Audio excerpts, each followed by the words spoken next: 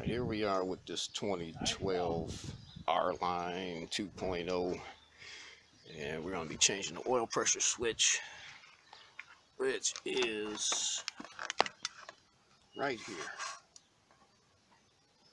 So what we're going to do is pull off our connector, which we're going to push down first and pull up on the tab at the same time. You'll hear it click, slide your connector off.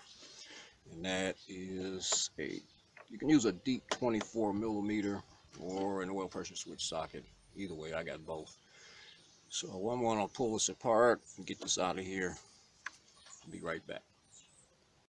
Alright, as you can see, or maybe not, the inside of that is wet. So it is leaking oil. And she was saying that the oil light is coming on. The oil pressure, I'm sorry. You can see it's all oiled up in there. So I'm gonna get this out, throw this new one in, and that'll be that. Be right back. All right, let's get this thing out of here.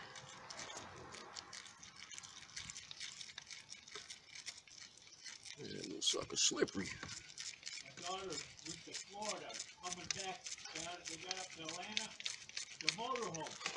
It's a pump for the emergency brake came out. Wow. A pump. Mm-hmm. That's Porsche, no, that's GM.